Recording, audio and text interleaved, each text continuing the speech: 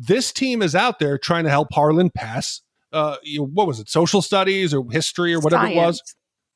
Oh, shit. That's You're why right. it's called my science project. Fuck, I was thinking it was like, you're completely correct. Yeah. So the whole gang is out there trying to help him pass science class, and they go out, find the gizmo, the adventure's on. Boom. Remember when we first met John McClane? Argyle picked him up from the plane and took him down to Nakatomi Tower at the Christmas party. And the terrorists were overzealous, but it was sweet when they killed Ellis. And with a little help from Alan, John McClane kicked ass. Welcome back to Shat The Movies, the podcast where we answer the question, were the movies we loved when we were growing up really that good? Have you ever caught yourself thinking, why don't they make movies like they used to? Can you still remember spending your Friday night searching for the perfect movie rental at Blockbuster Video? Do you know what Blockbuster Video is? If you answered yes, then this is the podcast for you. I'm one of your hosts, Gene Lyons, and alongside me are my co-hosts, Ash, Ozone Blowzone Schlafly. Hi, y'all. And Big D, Dick Ebert. Good evening. And each week we take a look back in time and decide if our favorite films still hold up. The movies we cover are chosen by you, the listeners, who generously commission the films you love.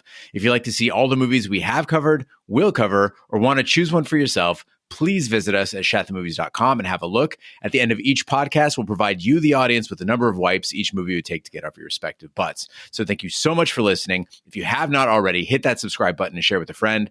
That's how we help the podcast grow. Additionally, subscribe to our sister podcast, Shat on TV, where we review TV series such as Westworld, Taboo, Game of Thrones, True Detective, Watchmen, and Ash and I are currently doing American Gods in its third season. Find all that information or past episodes at shatontv.com. And finally, if you'd like to hang out with us live all week long, follow and subscribe to our Twitch channel, shatthemovies.com/Twitch, where we play video games, host watch parties, and end each week with a Shappy Hour cocktail party at 9 p.m. Eastern on Friday. All that being said, Big D, what movie are we reviewing today?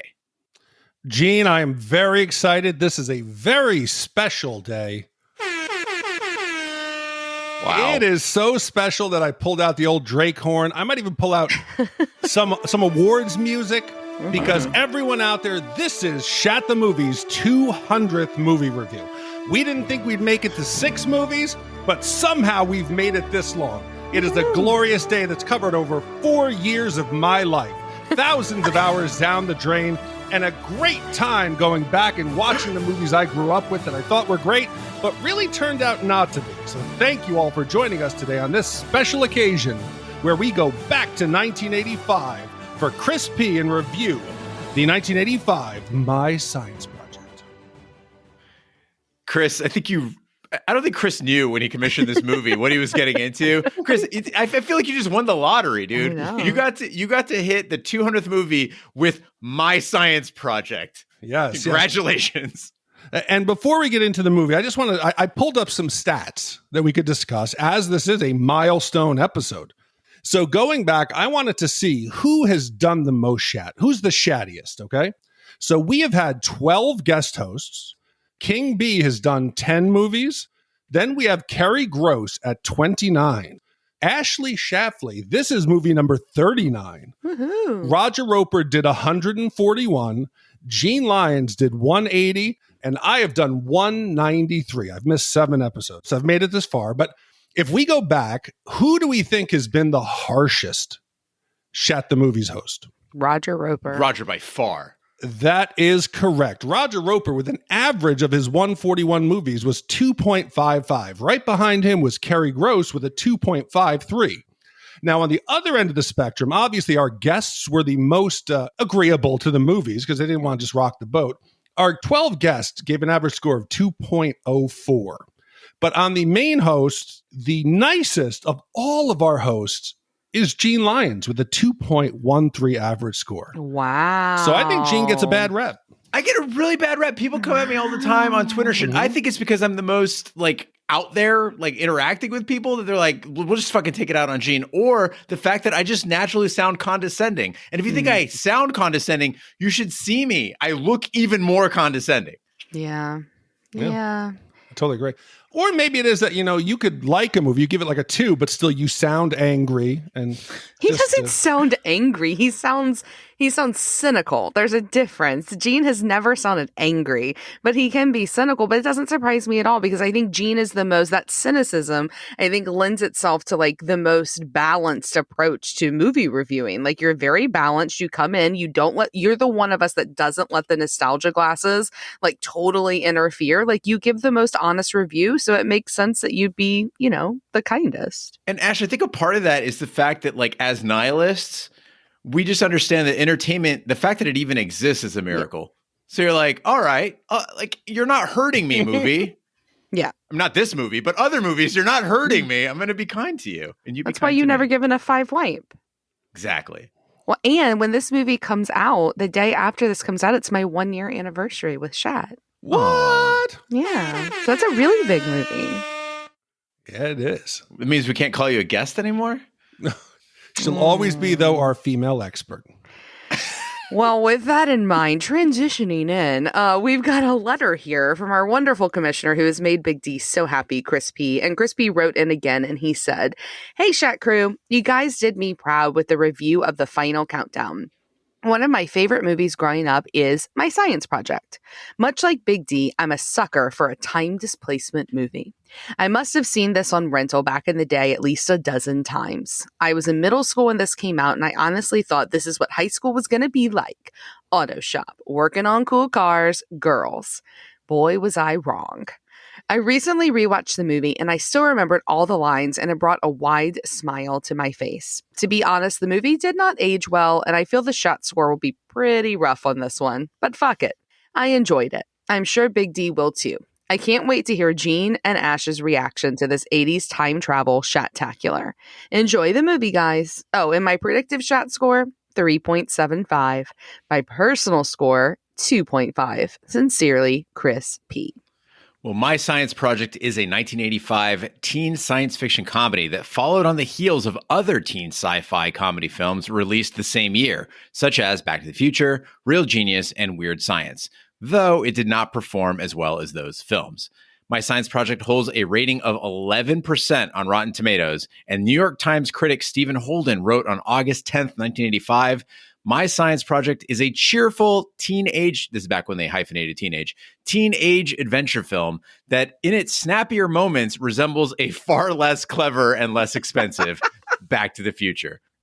Big D, Ash, we always ask where you were and what are your memories of this movie. We'll start with you, Big D. What are your memories of My Science Project?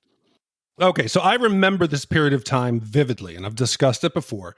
This was the summer of 85. This came out in August. It was a month after Back to the Future came out. We used to go down to Mamaroneck Avenue to the Mamaroneck Playhouse 4. The CVS was in the same set of buildings as the movie theater. We would shoplift candy, glow sticks, other things, and then go to the movies. I do not ever remember this movie being in the theaters, and I remember random stuff like Ice Pirates and other movies that never made an impact. But for some reason, this one, I don't even know. It just went by without me noticing it. So in my research, I found out this opened at number 14. It only made $1,500 per theater. It was pulled after 2 weeks. So that's why almost no one we have mentioned this movie to has heard of it. It is not even available to rent on streaming services. The way we all watched it, I assume, was a free YouTube post, and nobody's even objecting to the copyright of that. So nobody cares at this point. But this movie, I loved it as a teen when I finally saw it on VHS. And today was a different experience, but it was still nice to go back. Man, I wish we were reviewing Ice Pirates tonight rather than this. I've never heard of that one. That is space pirates, and the most valuable commodity in the universe is ice. In deep space where it's below freezing? Just don't question it. There's some race of people who are eunuchs, and it gets really, really dirty. It's a comedy, but if you're out there, please commission it. Jesus, eunuch Ice Pirates. Love it. Well, I had never seen or heard of Ice Pirates or this movie. It was the first time I had ever even seen the poster for it. So I came into it pretty open-minded. I was super pumped to see Fisher Stevens was in it. He was the only actor I recognized Dennis Hopper, but he's the only actor I like that was in this. I absolutely love Hackers. I love Fisher Stevens in that movie. And I also like a good sci-fi comedy, that type genre from the 80s. So I was interested to watch it. Ash, you mentioned the cover of the movie, and we've discussed this on the podcast before. So English is not my first language, and my family came over in the late 70s as immigrants. So one of my cousins who joined us like in the mid 80s, he had just come to the US, and he was the one that was like old enough to rent movies. And so we'd go and rent movies from the video shop. So his English, not great, but he knew that there was a movie where they use a computer to make a lady and she's like naked and they go take a shower with her. And it was something about science. And the cover of my science project looks a lot like the cover of Weird Science. It's like blue with like lightning bolts and stuff. So he brings it home. We're all excited to see the shower scene. We watch the whole movie waiting for the part where the chick gets naked. Wrong movie. I'd also always remembered this movie being like one of those plot soup movies. So like I remembered seeing it and things happened, but it was all just a big mess. And after watching it at age 40, it hasn't changed much. So without wasting more time, Big D, let's get into the trailer. So, what I've attempted to do here this year is to instill in you a basic scientific curiosity about the world that we live in. Harlan? Why don't you tell us about your science project? I'm working on it. To be opened by authorized personnel.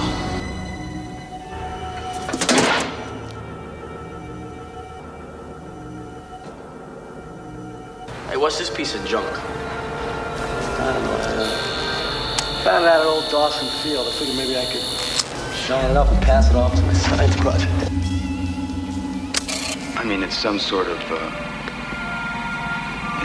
power plant. I mean, this is generating power and light without heat, Michael. How's that possible?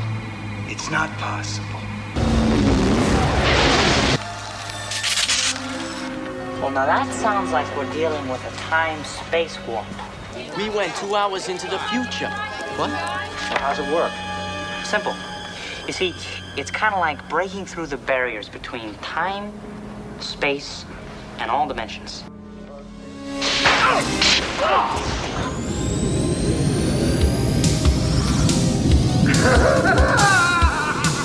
Whoa, it's climbed out the back.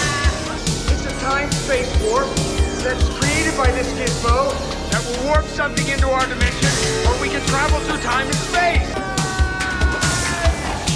Who the hell are you? I'm the long arm of the law.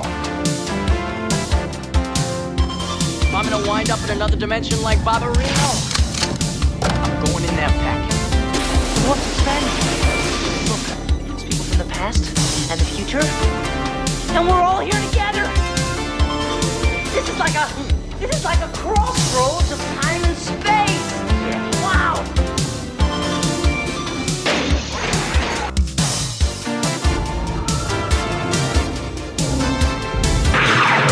My science project.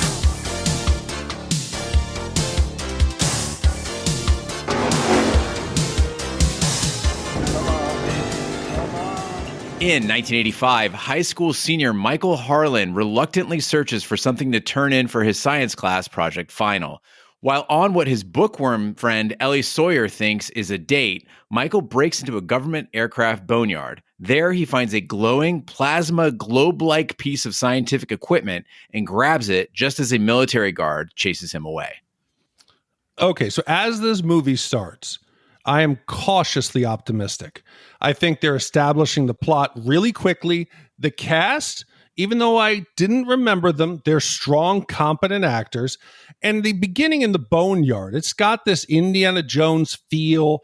The kids are on, some kind of an adventure. And when you're a kid, you want to have an adventure in your backyard, something you could get into your car or get on your bike. So this was a perfect opportunity as a kid to think about, holy shit, what could be like in the junkyard in our town right around the corner?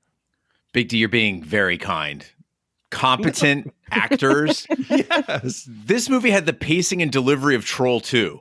Like that, I felt like I was watching Troll 2. You could take any 2 minutes of this movie. Fuck it. You could take any 30 seconds of this movie. And when you're on a late night talk show, like when Paul Rudd goes on with Mac and Me, and they'll always show that clip. This is the clip that they asked the actor Fisher Stevens, Dennis Hopper, what were you doing at this point in your career? What the hell is this scene all about? The audience all laughs. They shake their head, and they're so glad they went on to better movies. Yeah, and I found myself missing the final countdown because you're saying they established the plot quickly.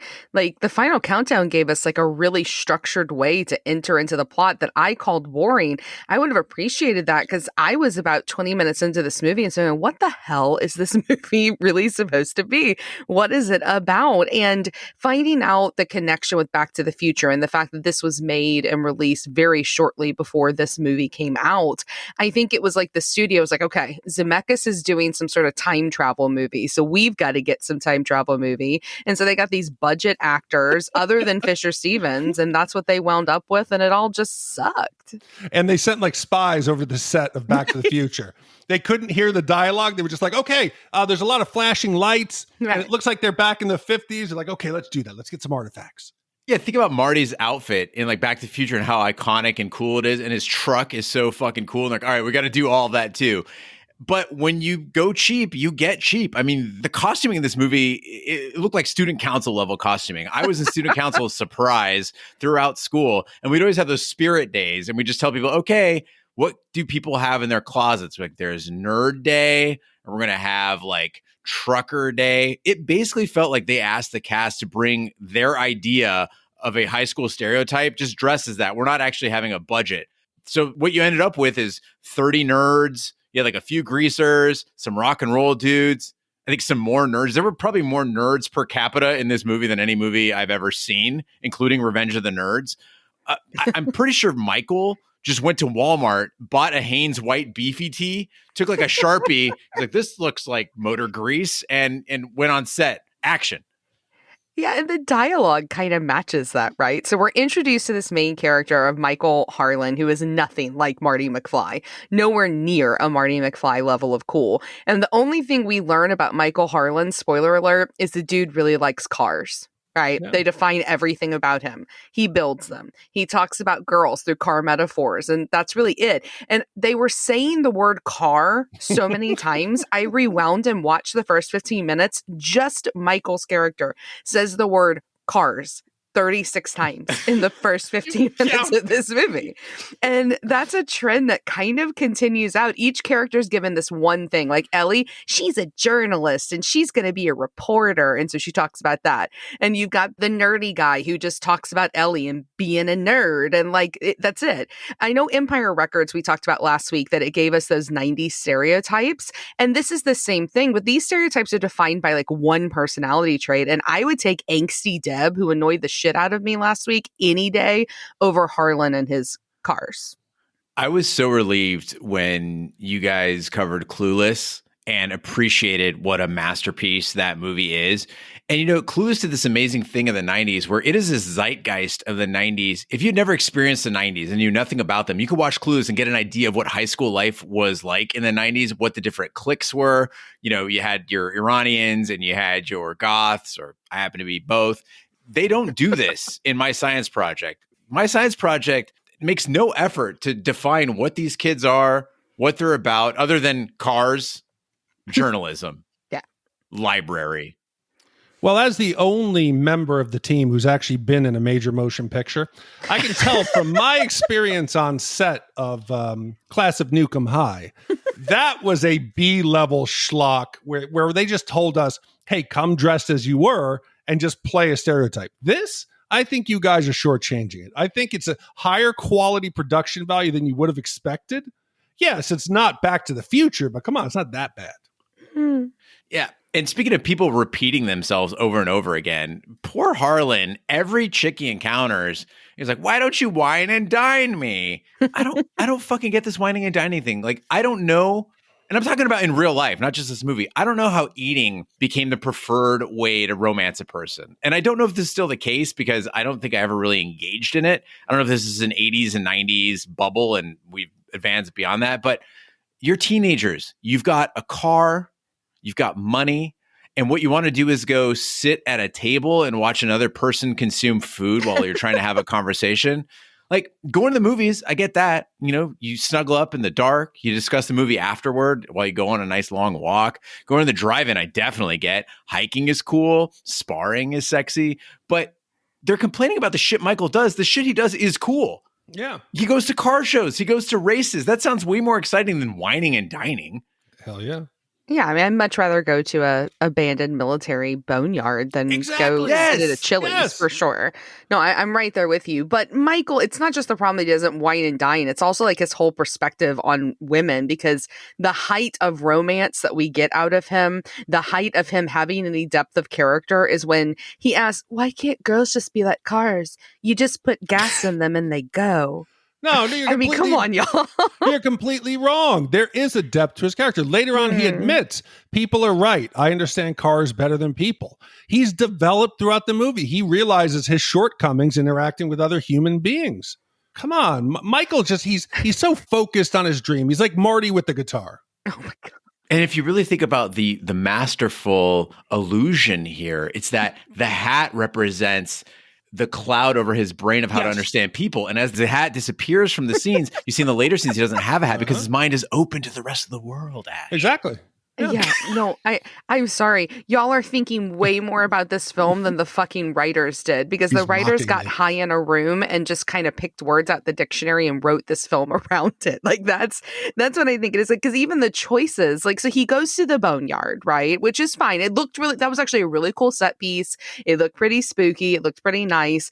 But here he is with Ellie. He walks onto the junkyard property and we get to see like the feet of the security guard, and we get to see that he has a dog, but that's it. And so there are these alien products, it's this old military tech, and come on, there's no way there's no security there. There's no way that they just fall into this fallout shelter, get this gizmo device, and get out of there without anybody stopping them.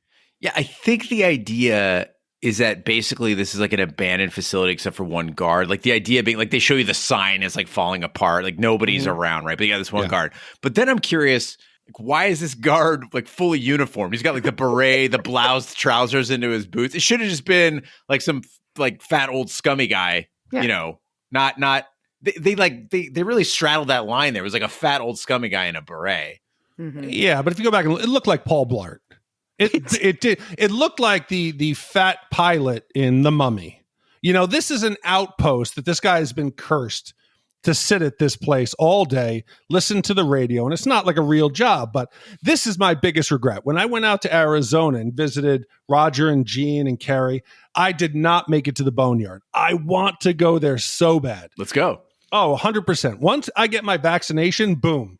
I have all my free flights set up. I'm going to come out to you. We're going to go to Texas. We could do, you know, some kind of recording in the boneyard. We could go look for devices. We could see how accurate this.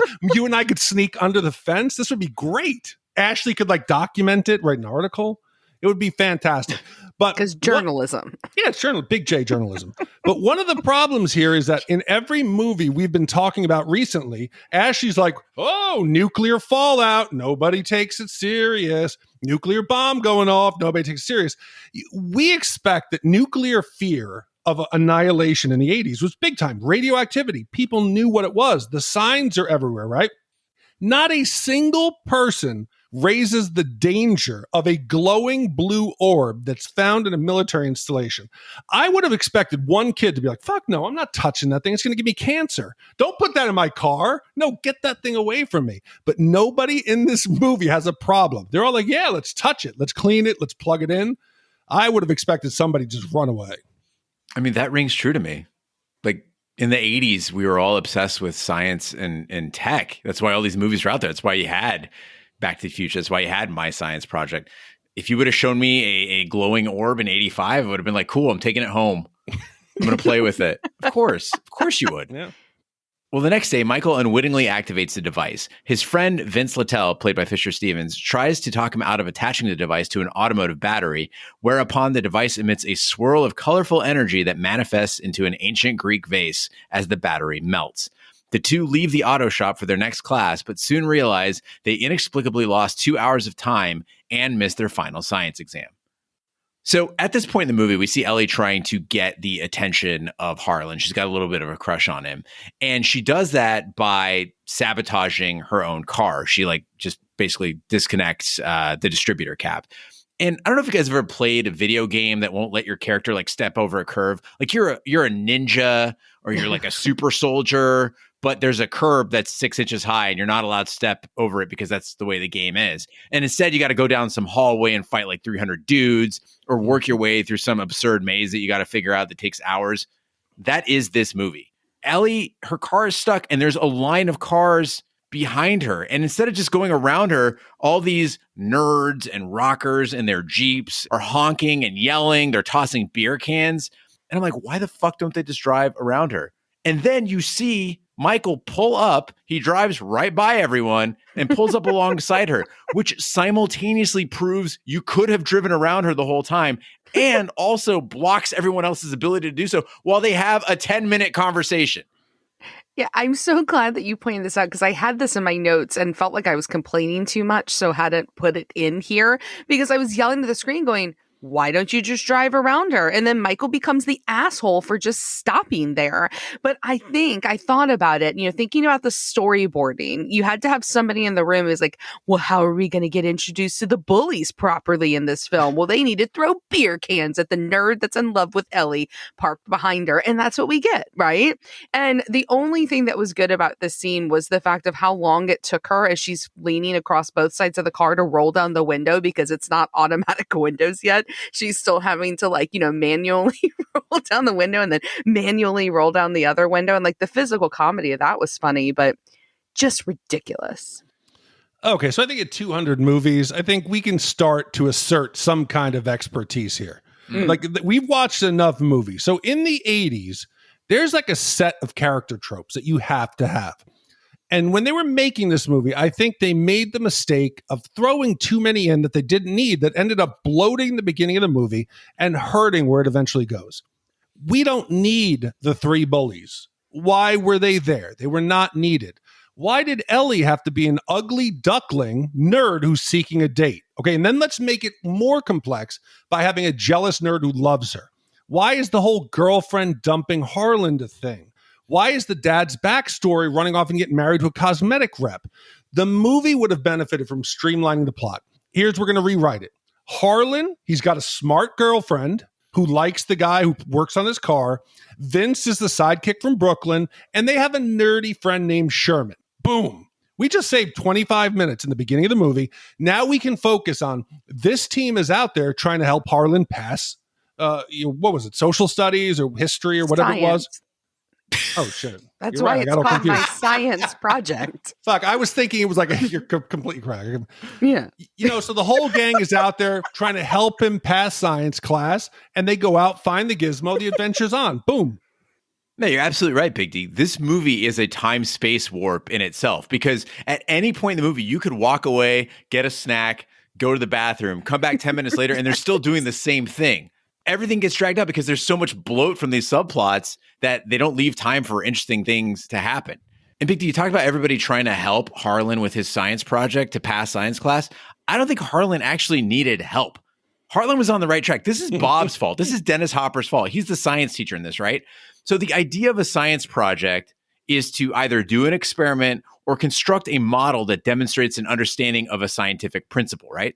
Poor Michael goes, okay, what do I know about? I know about cars. Okay, yes. What is something that is scientific about a car? How about a carburetor? There's lots of stuff going on there. There's how the fuel and air mix is happening. There's how the vacuum seal works, whether it's fuel injected or naturally aspirated. There's all these things that he could be showing off in his science project.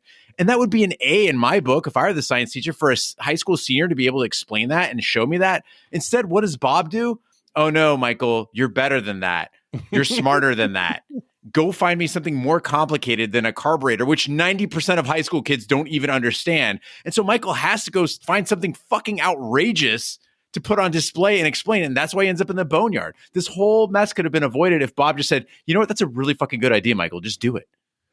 Yeah. And I mean, so here he goes, right? He goes into the boneyard and he finds what we call the device, right? Like the gizmo. Mm-hmm. And we get no information throughout the movie about what the fuck this device is, what it does, what it's made up of.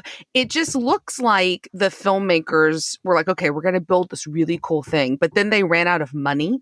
And so they construct something out of like cardboard, paint it, and then go put like a plasma ball that you used to be able to buy for like, $10 at any store. And they put it like right in the center.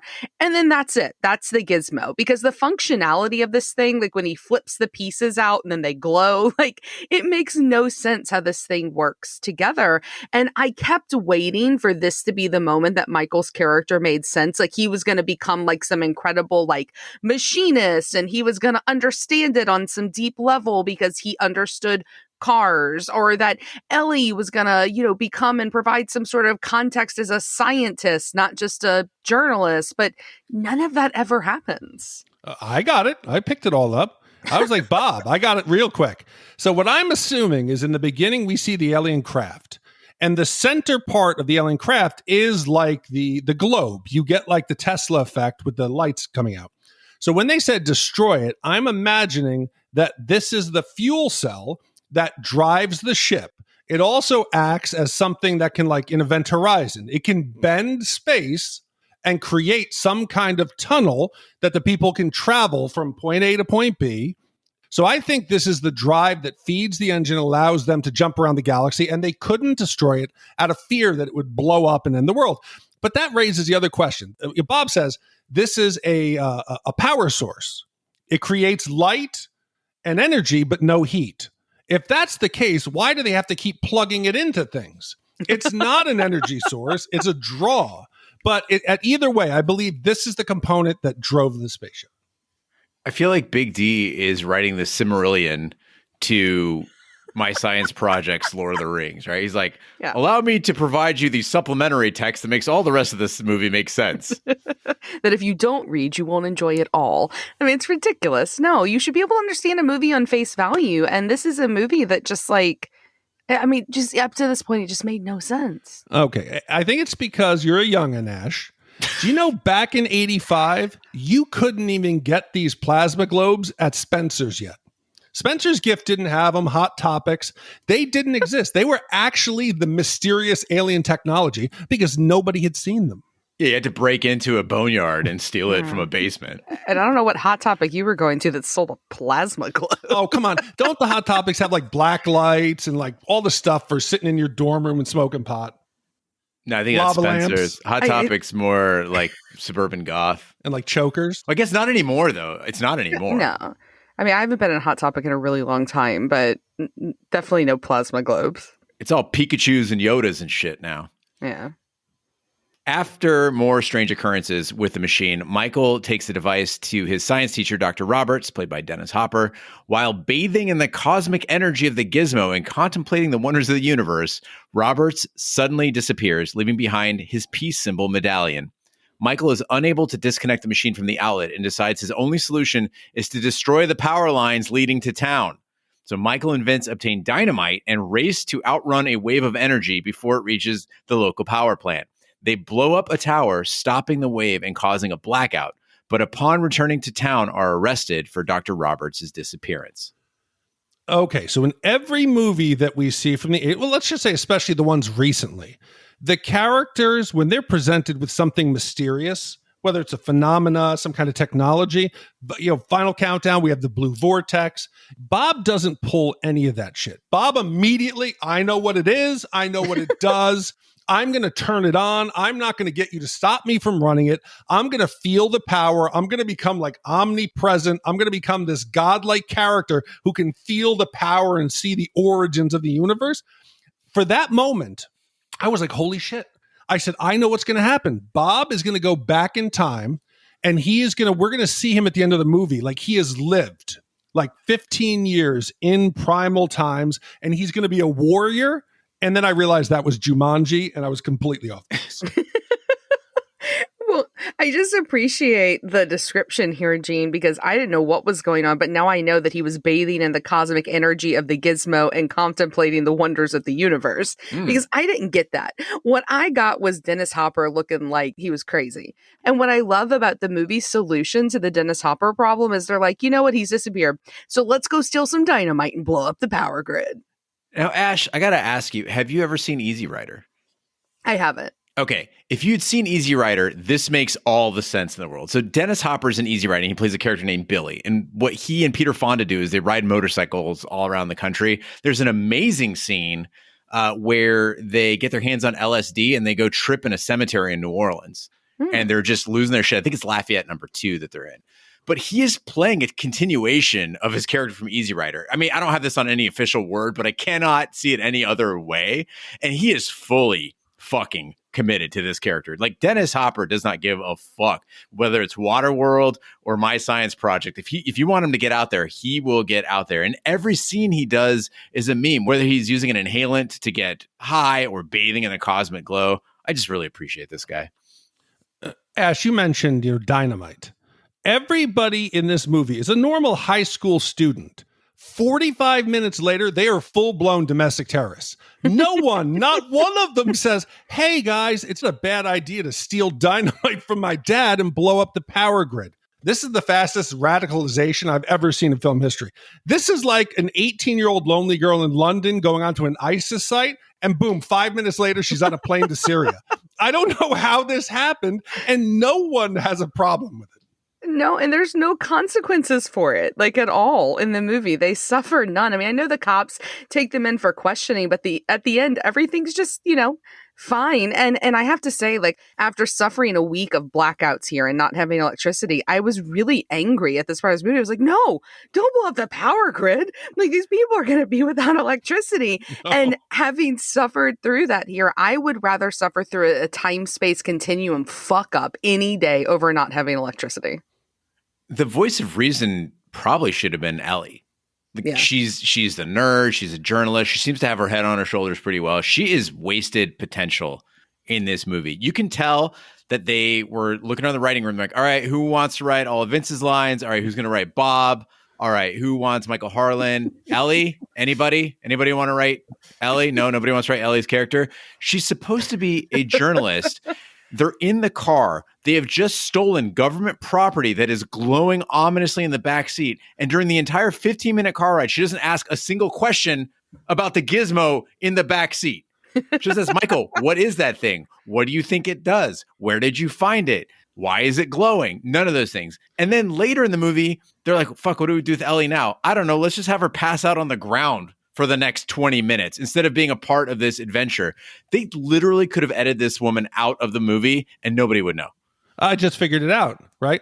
She wants to be a journalist. The only thing she complains about is him driving too fast. Slow down. This is too fast for me. At that point, she becomes a willing participant because she's writing the story. She's going to get into an Ivy League school because she is embedded with the terrorists. Oh, I thought of you saying that. But my friend, there's a critical flaw in your theory. What's the first thing she says? We should call the cops.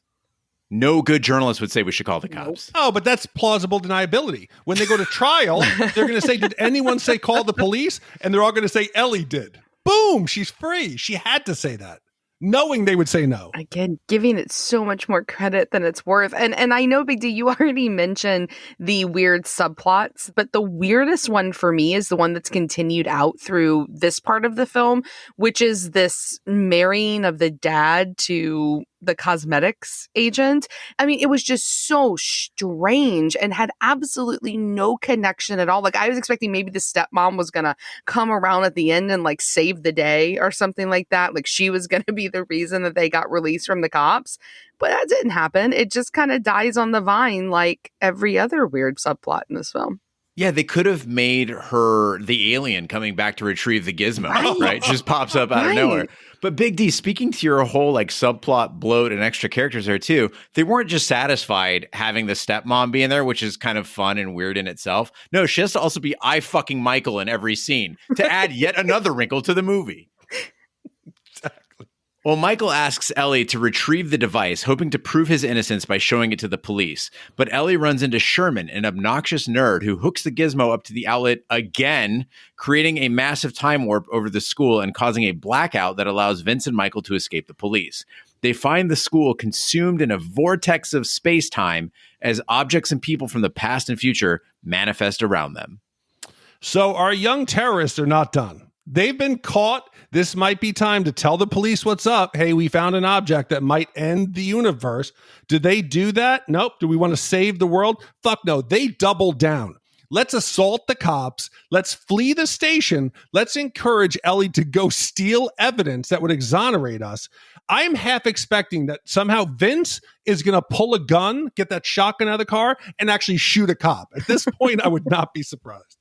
And why not, Big D? I mean, it's not like the cops are following any sort of law at all. And this is how you know this is an 80s movie versus a now movie, because back in the 80s, parents worshipped cops enough to be like, oh yeah, detective with no warrant. Do you want to come into the room, sit in the dark, smoking a cigar and wait for my son to show up, and then grab him by the neck and force him to go down to the station with no charges and no warrant? Yeah, and I thought this was where the pink lady, the stepmom, she goes, I'll take care of this. I was expecting her to be like, I've dealt with this before. You don't have a warrant. Get out. Right. I thought she was going to do that, but she didn't do that. She just caved. You know, when I was a kid, my older cousins were really into the hip hop scene in Phoenix, and we would go to like shows like Lighter Shade of Brown and shit. And then afterwards, everyone would go hang out in the parking lot and like drink. I wasn't drinking at the time, but I'd hang out with everybody, and we'd always end up at somebody's house. And I hung out with these dudes because I wasn't cool, but they were cool. I didn't dress cool, but they had cool clothes. I didn't have a car, but they did. And there were girls around, you know. And I mean, I was 14 years old. I didn't think anything was going to happen, but it was like, cool, maybe a girl will like talk to me. That would be super cool. That relationship is this movie's relationship to every other science fiction movie of the 80s, right? It was like, maybe if there's fans left over after Back to the Future and Star Wars, they'll want to watch me, because they leaned hard on these other movies, and particularly Star Wars. They were on Star Wars' dick throughout. And getting back to Back to the Future, you know, it's a time travel movie. The Final Countdown, time travel movie. You know what time travel movies have in common? We see people traveling in time. We spend my science project following characters who didn't time travel. This movie just as easily could have been called Haunted High School, right? Because Bob is the only one who gets to time travel, and we don't get to see it. He comes back and he's really selling it, but I'd rather have just spent an hour with him in the 60s. That would have been a fucking great movie. Dennis Hopper time travels as a science teacher from the 80s, back in the 60s, righting the wrongs and fighting the man. Let's watch that movie instead. Yeah, I mean, instead we get the weird cosmic energy creating, you know, different vases from different time periods throughout history. You know, I mean, it's just pottery. And it felt like the people who wrote this movie were the people that like work at Universal to write theme park ride narratives, because it felt like this weird little vignette of action and then a vignette of something cool from the past. And so you're on the ride and it's like, oh no, we're about to swing by the caveman. Let's hope he doesn't eat us. And then he doesn't. And you feel good about yourself. It's like, oh, we're entering a new room. Look, it's Cleopatra. How cool. You know, it's just one thing after another. There was no real stakes. There was no real plot other than the fact that we've been told that the world's going to end in some way because the plasma ball holder is plugged into an electrical outlet. And as your theme park ride car goes past the mirror before you exit, it's like, look out, sometimes the post-apocalyptic mutants go home with you. And then it's the cosmetics lady in the back of your seat, you know? And that's when she makes sense. Well, Mike and Vince grab weapons from a platoon of fallen Vietnam War soldiers and make their way to the science lab, battling a T-Rex in the gymnasium and a mob of post-apocalyptic mutants along the way. They reach Ellie and successfully deactivate the gizmo, causing time to return to normal just as emergency crews and police show up. Moments later, Dr. Roberts appears, rejoicing in an unexpected trip to Woodstock, and proudly gives Michael an A grade on his science project, under the condition that he gets rid of the machine.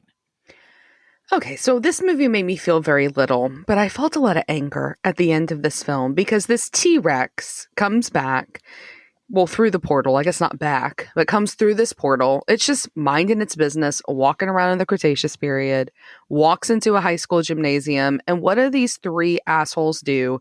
they smoke him. Like, they start firing automatic weapons at him. And I'm like, it's a fucking T-Rex. Like, can't you go around him? Like, can't you just go through another door, go another way? And it's not just that they shoot him. The movie cuts to a close-up of the T-Rex roaring again, and the whole inside of his mouth is filled with blood because they're killing him in such a brutal way. And I don't know about you guys, but I was really sad. Okay, let's keep in mind, this is 85.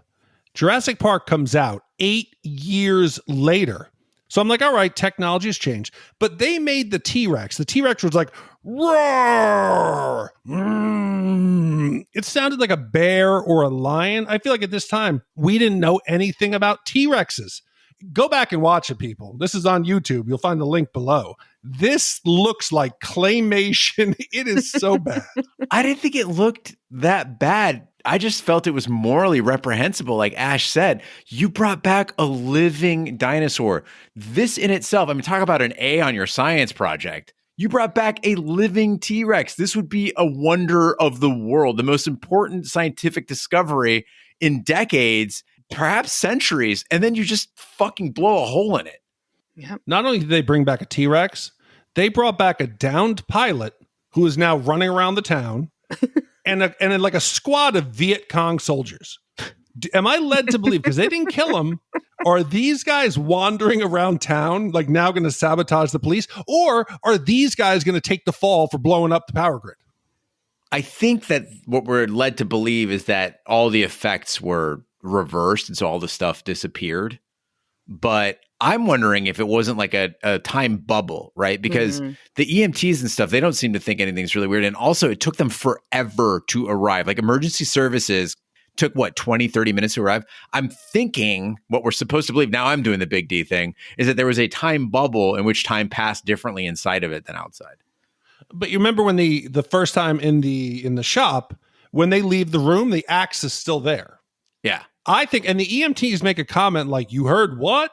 So I don't know. I think they might. And the movie leaves a lot of questions open-ended. Maybe they didn't think through it. Maybe they just ran out of time. But they're going to now get rid of the gizmo. Let's put it into a safe place. So I'm thinking again, Indiana Jones. They're going to box it up. They're going to put it somewhere where it can't be found again, be dangerous. Maybe we tell the police. Maybe we tell the scientists. We do something. And instead, they go right back to the place that they found it. He just drops it into the hole and closes the door. I am pretty confident that someone else is going to find this.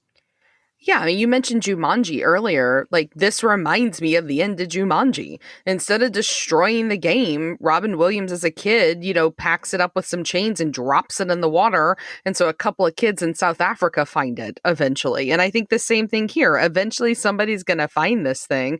And I suppose we will get all of our questions answered when there's the inevitable remake of this film in 2021 or 2022. Now that HBO Max and Netflix are releasing movies every fucking Friday. Like, eventually this is going to come around and they're going to tell us, but it made absolutely no sense. And did anybody ever get an answer to why there was a snake shown in the bunker? Right? Yes. Because I was thinking at the end, the snake's going to come out and bite his hand or something like that. Or the snake is the alien, or the snake was from another dimension in time. But it was just another one of those weird one-offs, I guess, but made no sense. Dumbest ending ever. So Ashley, who likes to go like digging around in sandy places with mysterious items and is afraid of snakes? Indiana Jones. Dun, dun, dun. Why did it have to be snakes? So Indiana Jones and the Gizmo, set to come out in 2025, starring Shia LaBeouf. Yes. Well, now is the time where we give our wipe score for My Science Project. The wipe score is our way of telling you how many wipes this movie would take to get off your respective butts. 0 wipes is a perfect movie. It's cars. Beautiful cars. They're beautiful, shiny cars. And 5 wipes is an absolute disaster. It's blowing a car-sized hole in a T-Rex and watching his guts sadly drip down as he bleeds to death. Ash, we'll start with you. What is your score for My Science Project? So 2 weeks ago, I criticized the movie The Final Countdown because of the fact that nothing happened in that movie. And I thought it was just too boring. But I would go back in a heartbeat to the pacing of that movie and rewatch it because it had a solid plot. And it came together in a way that made sense. And it was a lot of people working together to tell one story. And this movie is the total opposite, right? Like, a lot of things are happening in this movie, There's a lot of little flashes of things that could be happening, but they're super disconnected and they don't make a lot of sense at all. And I think the movie really pays for it. I think the characters themselves are pretty much just caricatures. They're not that interesting. The plot, I think, is kind of insane and not really a time travel movie. The gizmo is the lamest fucking machine I've ever seen in my life. And just in general, the movie's pretty forgettable. So overall, I think it's a pretty messy 4-wipe film. Ash, I think you're being generous there, but I respect your score. I already thought Back to the Future was a perfect movie. After watching My Science Project, I think it's perfecter.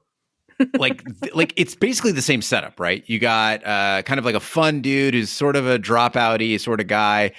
He's buddies with a science teacher. He's got a sidekick. There's a chick in it. There's a device. There's some time travel happening. You got to save the world by setting things right. There's a lot of parallels between this and Back to the Future, but Back to the Future is genius, and this is an absolute disaster.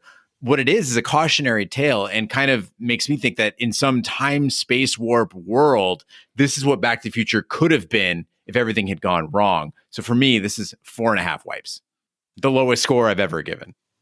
So for me, I got to be honest with you. I've been sitting here and I had thought I was going to give it a 3.5, and I was going to justify it, and I was going to, come to the rescue for this movie. But much like Dolores, I had some cognitive dissonance here. I could not make my two realities come together. They didn't match. Okay. Me saying it's a 3.5, I can't justify it, especially after last week. I got up on my soapbox and I'm like, I don't care about shitting on a movie. It's all about integrity. We have to give the right score. If I gave this a 3.5, it would be unfair, dishonest, and I can't have that. Audience, I love you.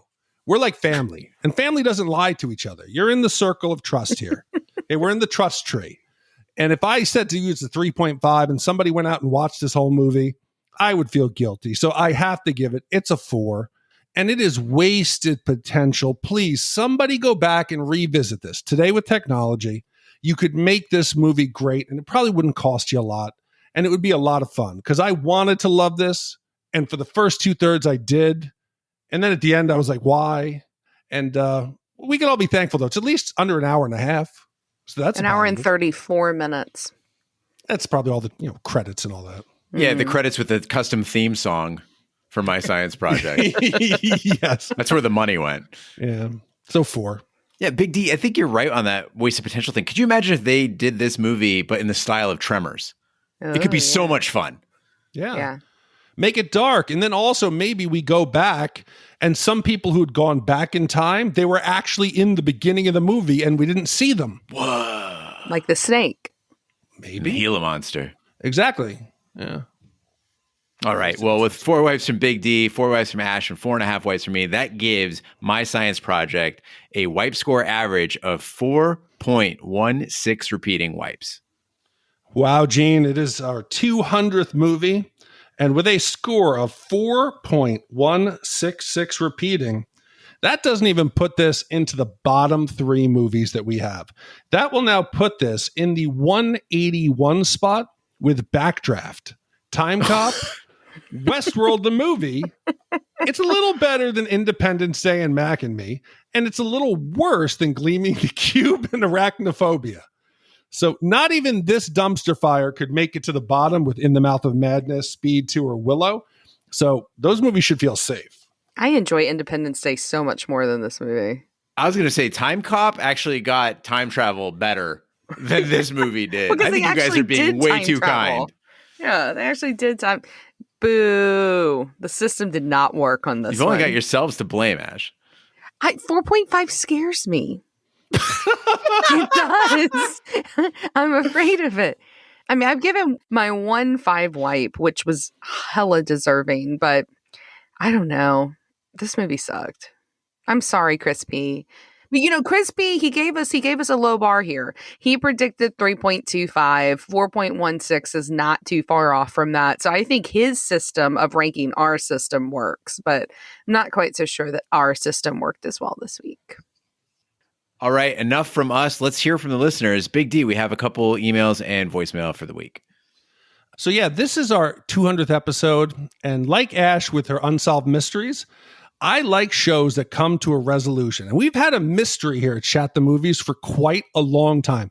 It goes way back into, I think, probably 80th movie. And I believe the category was sci-fi film. And there was a set of films that were up. And all of a sudden, at the end, one movie just ran away with it. And it wasn't a movie that everybody would have known. So it was a mystery. We suspected there was foul play. So I went back and I analyzed the data. And I found that there were some fishy things going on with the voting. So finally, this week, we got an email from one of our listeners, Lawrence S. And Lawrence wrote, "Hello, Shat Crew. I'm writing to commission a movie and make a confession. First, my confession. I am the Russian bot who tried to stack the deck for Krull. With that off my chest, I'd like to offer an apology. I was desperate for you to cover the movie, as it's one of my favorites. I don't believe at the time you were accepting commissions, so I took matters into my own hands and tried to game the system. You all were too clever and you caught me for my effort were thwarted. That being said, I would like to enthusiastically commission the 1983 science fiction classic Krull. I hope you can forgive me and consider my commission. With love and chat, Lawrence S." And Lawrence, we gladly commissioned your movie Krull. And thank you very much for coming forward and being honest. We forgive you. Yeah, Krull is, I feel like Krull is the movie that's going to make me wish I'd given a more generous score to Dune. Because it's like dumb Dune. I think this could be your 5. I've always said that my rule for a 5 has to be a terrible movie that is also just patently offensive. It's not offensive. Yeah, that could be Short Circuit. It might be a 4.75 though. Never get one of those. Oh, Fancy. Yeah. And also, Gene, we got a voicemail here with one of our listeners who's taken issue with something Ashley said. Hey guys, yeah, just listening to the Species podcast and here in the home of Mardi Gras, Mobile, not New Orleans, Ash, and just kind of thinking about like next year after COVID and everything, we didn't have like a meetup, and I'd say New Orleans, and yeah, so we should do that. All right, and this is Jim in Mobile, home of Mardi Gras. Sorry, Ash, I know you're from New Orleans, but second fiddle. Do down the gauntlet. Interesting point there. Let's start with the fact that Mobile was the capital of Louisiana at the time. So it was not Alabama. It was the capital of Louisiana, and true Mardi Gras did not start until many years later. So you may be able to claim the first crew, but claiming the first Mardi Gras, not quite so sure. But I am totally a proponent of a Shat meetup. I have been a big believer in the idea of ShatCon for a whole year now, that we have a Shat meetup, and I think New Orleans is the most obvious choice. Let's rebuild the city following coronavirus's attack on our conventions, and I think it would be a great time, and you're welcome to buy the first round for me for being so incorrect. We appreciate the call. It's so generous of you, Ash. You handled it so well. I can't believe Jim came at you about Mardi Gras in the first year that you were unable to attend parade. Jim, that is heartless. Yeah, that's probably why I'm a little, I mean, before the podcast, I had this whole argument planned, and Gene made me feel self-conscious. I was like, you're taking it a little too seriously. He's probably right. And it's because this genuinely is the first time I've not been able to parade. I've not been able to, get drunk on the street, all those wonderful things. Do you think Jim is negging you? Because he's like, yeah, I mean, New Orleans is second fiddle, but we should meet up next year.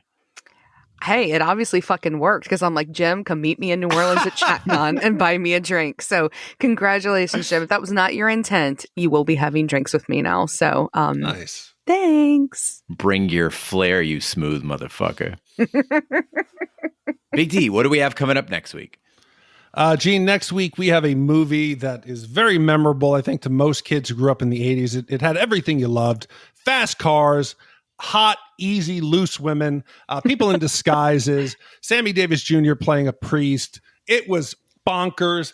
And it is the 1981 comedy that covers a cross-country race from Connecticut to California, including a speed-loving racing driver disguised as an ambulance driver and a dim-witted sidekick, a pair of Ferrari-driving priests, and a James Bond-type character kitted out with secret weapons. Jackie Chan appears in his first U.S. film role, and this was commissioned by James Q.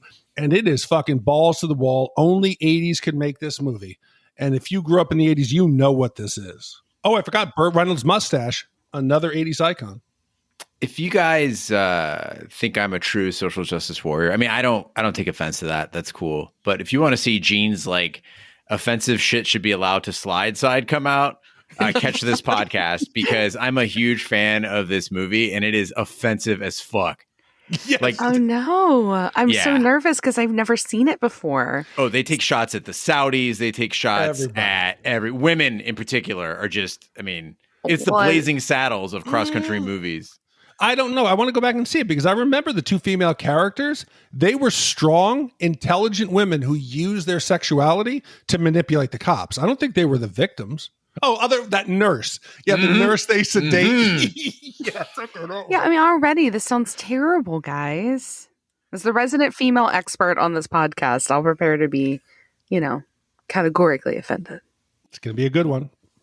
Well, thank you, Chris, for this commission. Thank you, James, for the future commission. And thank you, all of our commissioners, for making Shat the Movies possible. That concludes this week's episode of Shat the Movies. Be sure to follow us on social media and share with a friend. We're on Facebook, Twitter, Snapchat, and Instagram at Shat the Movies. You can email us, host@shatthemovies.com. Support the podcast by shopping our Amazon affiliate link, completing a free anonymous survey to help attract advertisers, buying our merch, or commissioning your own movie. Find all that information by visiting our website, shatthemovies.com.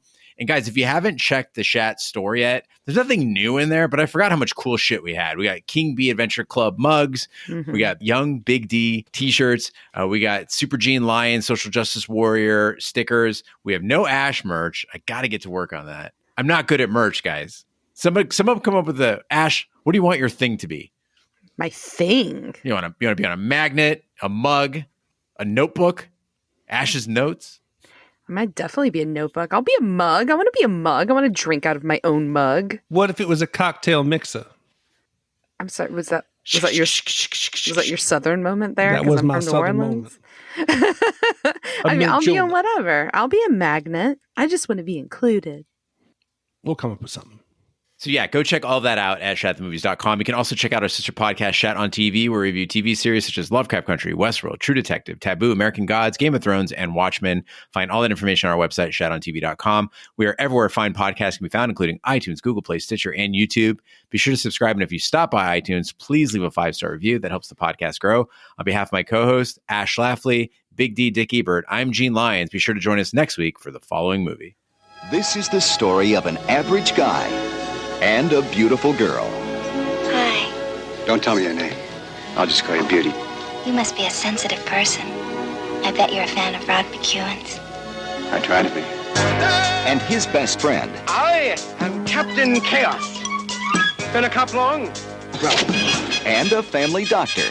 Police. Come on right here. And how they all set out one day in an ambulance from New York to California at 150 miles per hour.